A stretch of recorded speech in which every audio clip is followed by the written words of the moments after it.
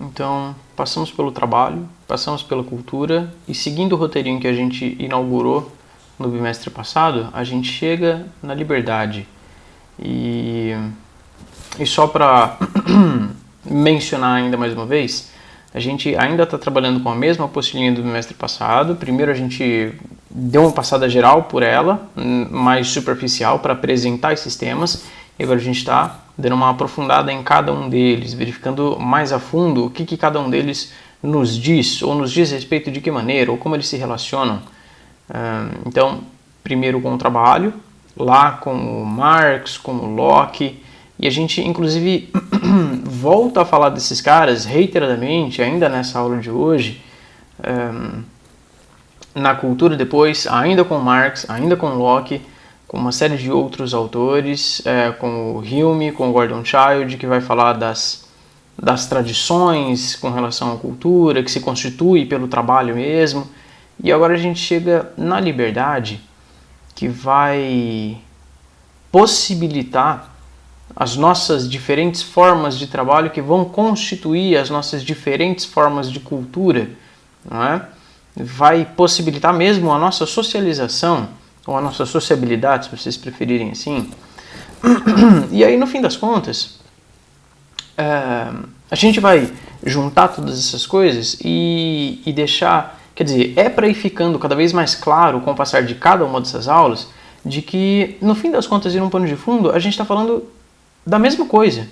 O trabalho, a cultura, a liberdade, todas essas coisas se relacionam de maneira intrínseca e tão íntima que não se pode dissociar uma coisa da outra. Se a gente fala de trabalho, a gente necessariamente está falando de cultura e de liberdade. Se a gente fala de liberdade, a gente necessariamente está falando de cultura e de trabalho.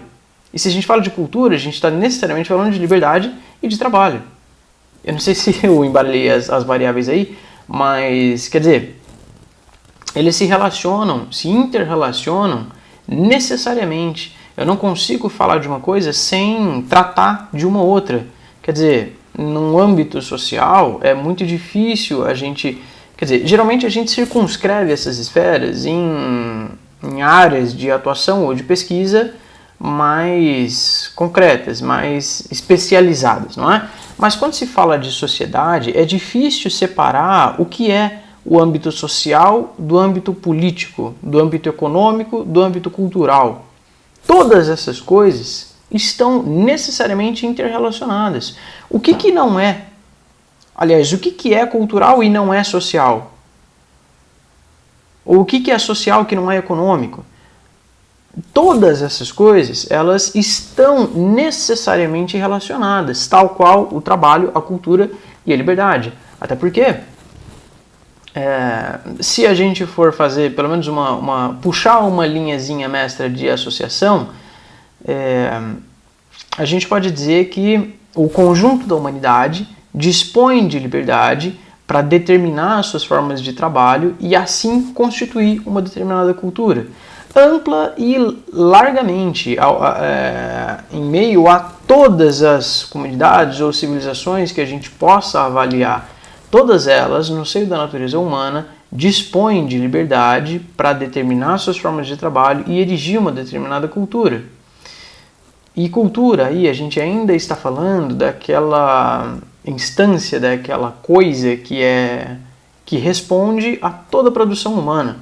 E a produção humana se faz pelo trabalho, que se dá pela liberdade que as pessoas dispõem, de que as pessoas dispõem. Então, a liberdade de que a gente vai tratar nessa aula é essa característica inerente ao ser humano, que, aliás, todos esses conceitos interligados como são, eles meio que separam o ser humano do conjunto da natureza dos outros animais e nos garante um lugar de destaque em meio à criação, porque muitos filósofos vão concordar, e é deles que a gente está falando aqui, que tanto o trabalho como a cultura como a liberdade são característicos do ser humano. E a gente não divide essas características com outros animais, que não constituem, que não dispõem de liberdade para executar um determinado trabalho com com liberdade em relação aos instintos, que tem outras opções, que tem liberdade de escolha para erigir culturas diferentes. Porque imaginem, se nós não dispuséssemos dessa pretensa liberdade de que a gente está tratando aqui agora, as nossas ações, as nossas determinações, as nossas inclinações, os nossos trabalhos e as nossas atividades seriam todas pré-determinadas pela natureza, que nos conduz a viver em meio a ela mesma, né? A ela própria, que alimenta e é alimentada, por outro lado, pelos nossos instintos. E aí, nesse ponto, nós pertencemos à natureza mais geral. Essa é uma conversa que eu tive, na realidade, com o 8º ano, então eu não me recordo quanto disso eu falei com vocês, mas a gente costuma introduzir o ser humano como um animal na natureza, certo? Porque a gente vive na natureza, a gente saiu da natureza, nela se insere, nela constitui a nossa cultura através do trabalho, pela liberdade de que dispomos. Mas a gente tá na natureza, mas está num nicho específico dela. A gente se destaca do conjunto da natureza porque dispõe dessas características que nos são peculiares, que a gente não compartilha com os outros animais, que só a gente tem. E das principais que serão eleitas para tornar o ser humano tão especial em relação aos outros animais é a liberdade, o trabalho, a cultura e a razão acima dessas coisas, né? Porque é através da razão, então, que a gente usufrui da liberdade para determinar os nossos trabalhos, as nossas atividades, enfim. E a apostila de vocês traz 2 autores que eu retomo aqui, e ainda mais uma vez, né? Sem ignorar o que a gente conversou sobre o Locke, sem ignorar o que a gente viu do Marx, sem ignorar todas essas conversas anteriores que tivemos sobre o trabalho e a cultura, a gente traz à baila, traz à tona o Rousseau e o Aristóteles, e como as ideias desses caras se relacionam, e falando ainda mais um pouco mais para frente, do Kant, e o que esses caras estão, como eles relacionam a liberdade com o trabalho, que vai desembocar, portanto, numa cultura propriamente ou caracteristicamente humana. O Rousseau, ele vai dizer que o comportamento dos animais, dos seres na natureza, é determinado pelos instintos. A gente sente que deve fazer uma coisa e faz, simplesmente porque é ditado pela natureza que a gente haja dessa determinada maneira. Os animais respondem a esses instintos e eles só podem ser, aliás, eles são da única maneira que eles podem ser. Eles fazem a única coisa que eles poderiam fazer. Eles respondem aos impulsos externos da única maneira como eles poderiam responder. Porque eles não detêm a razão que nós detemos. Eles não têm esse impulso, essa liberdade de escolha, eles não têm esse discernimento para julgar o que é melhor ou pior para eles. Eles sabem o que é certo, eles sabem o que fazer. Eles têm isso inerente à sua própria existência. Eles sabem como andar, como correr, como voar, como, enfim, caçar ou se reproduzir, ou qual é o lugar mais seguro para se abrigar, onde eles devem dormir, o que eles devem comer, o que eles não devem comer, que hierarquias eles têm que respeitar. Essas regras de sociabilidade do mundo animal é inerente a eles mesmos. Eles já nascem com uma pré-determinação, com uma configuração pré-estabelecida. E eles não fogem dessa configuração pré-estabelecida, né? E todos eles compartilham mais ou menos dessas mesmas características. E a gente, como animais inseridos na natureza, a gente dispõe de uma diferença, né? De uma peculiaridade, de uma característica que nos separa do restante dos outros, né? Porque ao passo que a gente nasce com um determinado corpo, a gente nasce com uma carga física, material e passível de paixões e inclinações e necessidades e desejos, e uma série de determinações que nos são impostas pelos nossos instintos também, mas tem um detalhe aí, a cerejinha no topo da humanidade que nos distingue dos demais, é que a gente delibera sobre as coisas, a gente pensa sobre as coisas que a gente faz, a gente julga o que a gente faz como bom ou mal, certo ou errado, melhor ou pior. Quer dizer, a gente tem uma gama de possibilidades e alternativas de que os animais não dispõem, ou não conscientemente, pelo menos, né? Eles fazem a única coisa que eles sentem que é correto de fazer. Eles têm uma possibilidade, eles têm uma alternativa, e é só ela que eles cumprem. Repetidamente, reiteradamente. Nós, por outro lado, temos uma infinidade de escolhas, de opções e de alternativas, porque a gente delibera sobre as alternativas de que a gente tem. E isso é caracterizado, portanto, como a liberdade de que a gente está falando. E aí, relacionando essas coisas com o trabalho e a cultura que vai ser erigida por esse mesmo trabalho, determinado pela liberdade de que a gente dispõe, a gente... tudo bem que tem uma série de limitações a essa suposta, pretensa liberdade, né? Inclusive, não é unanimidade. Não é todo mundo que vai dizer de que a gente dispõe dessa tão sonhada e exaltada liberdade, né? Essa bênção dos deuses que nos separa e nos põe num patamar acima dos demais animais. Não é todo mundo que concorda com isso. Alguns vão dizer que essa liberdade é mais uma maldição do que uma bênção, é mais um peso do que uma leveza, é mais um grilhão que mais nos acorrenta do que nos liberta. Porque com a liberdade, e aí a gente vai para o Aristóteles, com a liberdade a gente tem que fazer uma escolha racional das nossas ações, mas carrega com essa escolha a responsabilidade que ela nos impõe. Quer dizer, você escolhe trilhar por um caminho ao invés do outro, então você se torna responsável pelas consequências que aquela sua escolha vai te trazer, né? E aí, para não sofrer as consequências, por receio das consequências, a gente muitas vezes se abstém de tomar determinadas escolhas. Mas isso também é uma escolha, não é? Se a gente escolhe não escolher nada, ainda assim a gente é responsável por escolher ter ficado na inércia, por escolher a abstenção das escolhas.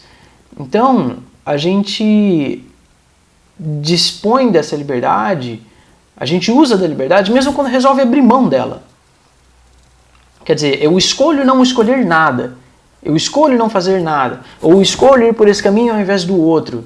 E eu só escolho porque eu penso sobre isso, porque eu disponho dessa razão que me destaca do restante dos animais. E eu disponho dessa razão, eu tenho uma determinada gama de opções, de escolhas, porque eu nasci num meio social, eu nasci no seio de uma sociedade, de uma família, de uma comunidade, de um determinado grupo de pessoas que estabelece essas escolhas como possibilidades para eu seguir. E elas são constituídas pelo trabalho que essas pessoas fazem em conjunto, pela sociedade que essas pessoas erigiram em conjunto. Tendo em mente essa deliberação do Aristóteles de que todas as nossas ações envolvem escolhas que são necessariamente decisões racionais, uma vez que a gente tem que considerar as possibilidades e as consequências que essas possibilidades nos trazem, então nós temos ações que podem ser moralmente avaliadas, e essa é uma conversa que a gente vai ter mais para frente, o que é moral, o que é essa avaliação moral que decorre das nossas escolhas racionalmente tomadas, né? A gente parte então, ou volta para o Rousseau, para a definição que ele faz de natureza humana. Essa natureza humana que se destaca do conjunto da natureza em geral, por causa mesmo da sua razão. E aí, nesse quesito da natureza humana que se destaca do restante dos animais, a gente pode falar ainda ou retomar o Locke, que a gente falou ainda na última aula sobre o trabalho. Lembram que a característica da natureza humana para o Locke era a liberdade, a igualdade e a razão. A gente retoma aliás, não pode perder de vista esses três conceitos, essa definição que o Locke dá para a natureza humana, porque é justamente disso que a gente está falando. É a igualdade, a liberdade e a razão que vai constituir essa cultura através do trabalho. Esse trabalho que tem, inclusive, um destaque muito especial para a teoria política do Locke, que a gente falou, inclusive, na primeira aula, aliás, desse segundo mestre. Bom, então o Rousseau ele vai tratar essa natureza humana como detentora de três características primordiais ou principais desde o início dos tempos. Né? No âmago da humanidade se encontram em todos os seres humanos, em todos os indivíduos, particularmente, eles compartilham do amor de si, da comiseração e da liberdade que vai desembocar na perfectibilidade. O que isso quer dizer? O amor de si é um instinto natural que vai seguir as leis de natureza do Hobbes e do Locke, que é um instinto de autopreservação da humanidade. É um sentimento que te impele a preservar a sua própria vida, a sua própria saúde, a evitar conflitos com as outras pessoas, a preservar a sua integridade física, mental, enfim. É um instinto mesmo, aqui para o Rousseau, é um instinto que te impele a se resguardar. E esse amor de si traz consigo o sentimento de comiseração. O que é comiseração? Ele entende comiseração como compaixão. É um sentimento de identidade com as outras pessoas iguais a você. Os outros seres da sua mesma espécie. Não é o ser humano, no caso. Ele se identifica com as outras pessoas. Por causa desse amor de si, por causa desse instinto de autopreservação. Esse instinto de autopreservação traz consigo a necessidade, a vontade de preservação da sua própria espécie. Portanto, você tem que preservar o seu igual, para que você possa prosperar, certo? Disso decorre a liberdade, que é fruto da razão humana, que nos concede, nos dá ferramentas, nos dá um aparato intelectual diferenciado para alterar e construir esse mundo fabricado, fruto do trabalho que vai compor a cultura. E essa liberdade de manipulação da natureza para melhorar e tornar a nossa vida mais confortável vai desembocar na perfectibilidade, que ele vai dizer que é uma inclinação natural do ser humano por se desenvolver e se aperfeiçoar, adequar cada vez mais as suas técnicas e aí tudo isso é o estado de natureza para o Rousseau, que vai descambar para consequências mais nefastas num estado de guerra ou de iminência de um conflito constante parecido com o estado de natureza para o Hobbes, de todos contra todos, enfim. Mas que, ainda assim, tanto no estado de natureza para o Hobbes, quanto para o Locke, tanto para o Rousseau, esses três teóricos contratualistas, eles consideram que a liberdade é uma característica própria do ser humano.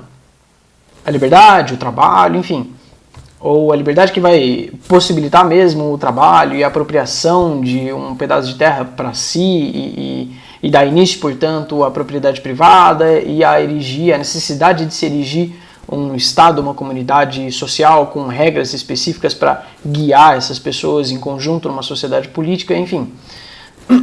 Então, todos eles consideram a liberdade e o trabalho como inerentes ao próprio ser humano. Eles vão desembocar em resultados divergentes, diferentes uns dos outros, mas todos eles partem desse pressuposto.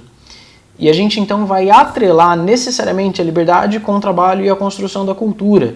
Tanto é assim que a gente já conversou na aula passada que através da liberdade, ou é por ela mesmo, que a gente tem culturas muito diversas, muito diferentes, mesmo no mesmo lugar, né? No mesmo país, no mesmo ambiente, no mesmo território geográfico, nós temos muitas culturas diferentes, nós temos tradições diferentes, nós temos sotaques diferentes, nós temos inclinações diferentes, nós temos gostos diferentes, nós temos...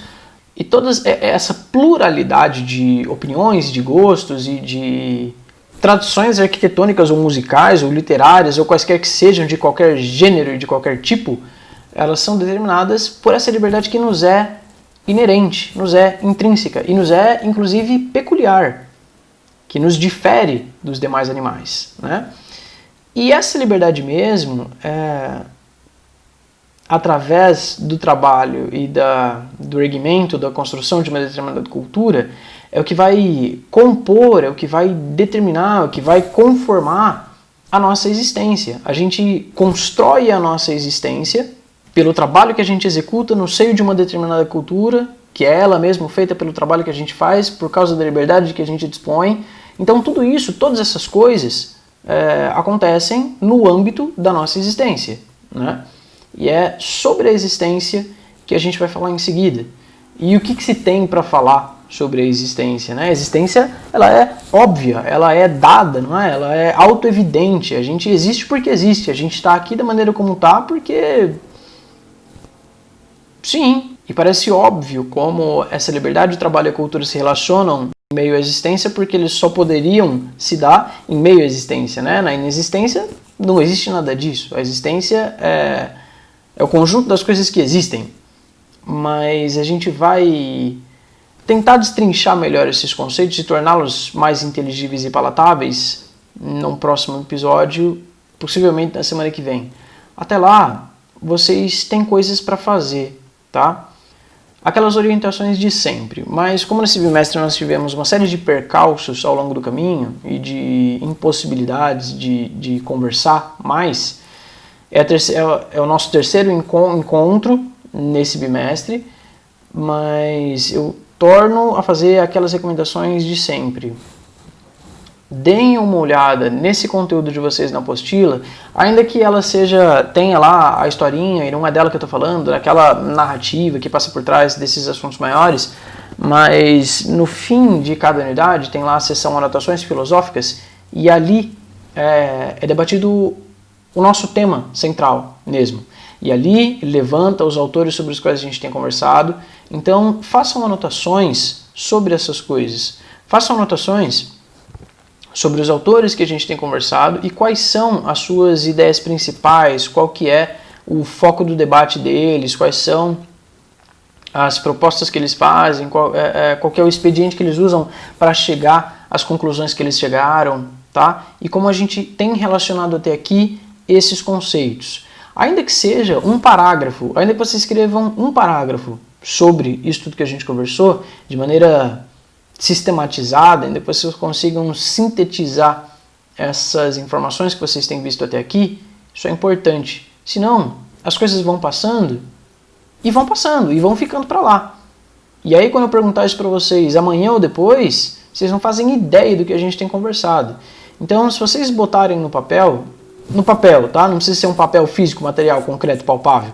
Se vocês escreverem em algum lugar, se vocês anotarem no bloco de notas do celular, ou no Word, ou mandar para você mesmo por e-mail, escrever em qualquer lugar que você queira, já serve, tá? E eventualmente eu vou pedir para vocês me mandarem alguma coisa pelo plural, vou montar as atividadezinhas lá para vocês me responderem. Então vão fazendo anotações e somando esses conceitos, tá? Porque vocês vão precisar deles eventualmente. Para mim, se não para mais nada, para mim pelo menos, para falar para mim. Então é isso. Qualquer dúvida, qualquer pergunta, qualquer desconforto, qualquer questão, qualquer coisa que vocês queiram falar, só mandar mensagem e a gente tá aí, tá bom? A gente vai se falando.